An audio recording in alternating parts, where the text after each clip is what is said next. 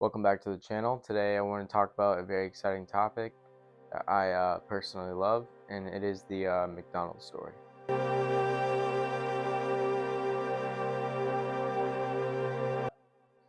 In 1954, one man walked into a small burger stand in San Bernardino, California, and walked out with a vision that would change capitalism forever. But the story of McDonald's doesn't start with him. It starts with two brothers chasing opportunity during America's hardest times. It starts with film, failure, and a barbecue restaurant.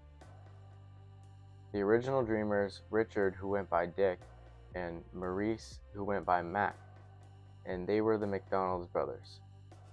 During their early lives between 1902 and 1909, both were born in Manchester, New Hampshire.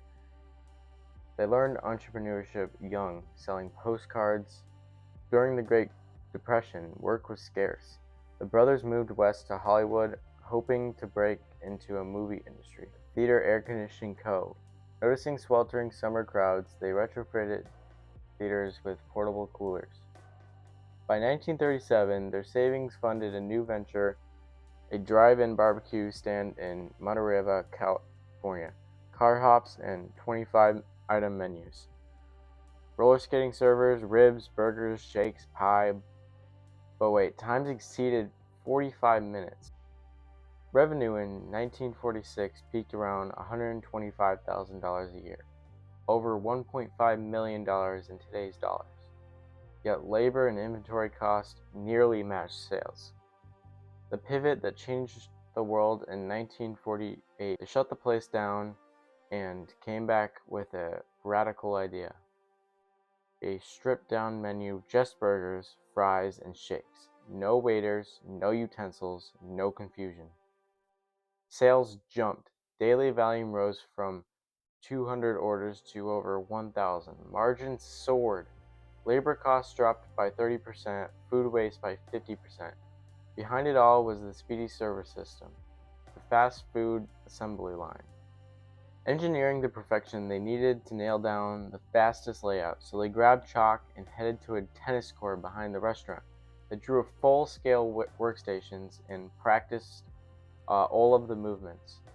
Grill, bun station, fryer, wrap table, pickup window, timed drills. Staff donated white gloves, performed dry runs. Every motion was clocked to the second.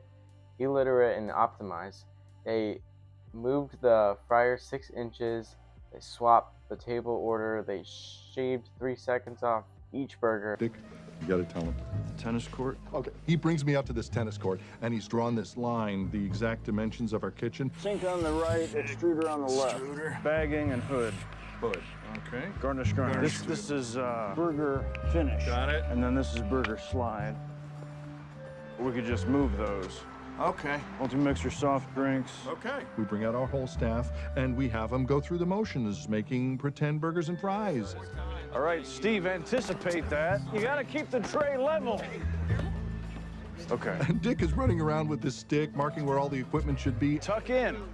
Tony, are you gonna skip the pickles when we're really doing it? They do it over and over, hashing it out, choreographing it like some crazy burger ballet. What's going on over there? Yes. No. No.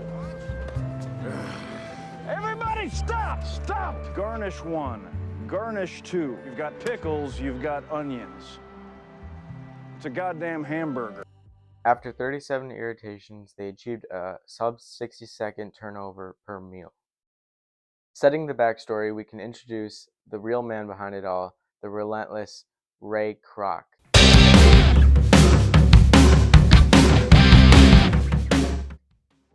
In 1954, Raymond A. Kroc, age 52, was a traveling salesman for the multi-mixer company. Sold only 142 machines that year. Gets an order for 8 mixers from one restaurant and decides to head to San Bernardino.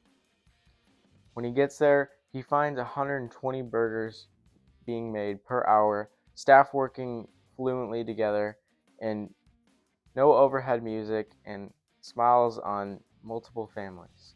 The first thing that went to Ray Kroc's mind, this wasn't a restaurant, this was a system, and this system could be everywhere. Ray Kroc makes a deal with the brothers to help them with their franchising problem and managing their quality. He invests $2,700 into his first franchise in Illinois in 1955. And already he was getting over hundreds of customers in the first month. By 1958, there were 100 McDonald's restaurants nationwide. Ray Kroc grew tired of the McDonald's brothers, seeing that they were not open to change their business. But Ray Kroc is just under contract. He has no control over the company. And one day, a man comes up to him and he asks him, "What business are you in?" And Ray Kroc just laughs. He says, "The restaurant business, obviously." But then the man says, "No, you are in the real estate business." And that idea changed business forever. And Ray Kroc soon opened up a secondary company that would sell the real estate of McDonald's franchises to the franchisees and making tons in profit. Later, the secondary franchise business grew bigger than the McDonald's Corporation, and he grew so big that he forced the McDonald's brothers to sell to him for $2.7 million.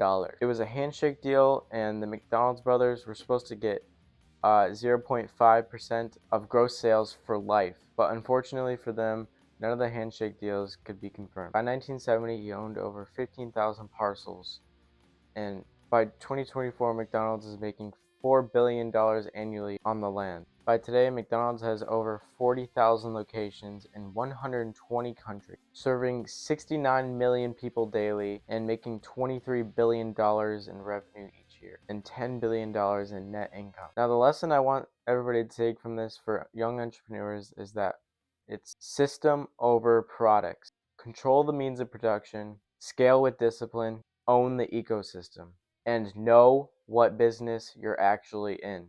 You don't need something new, you need to see what others are missing and build a system that scales it.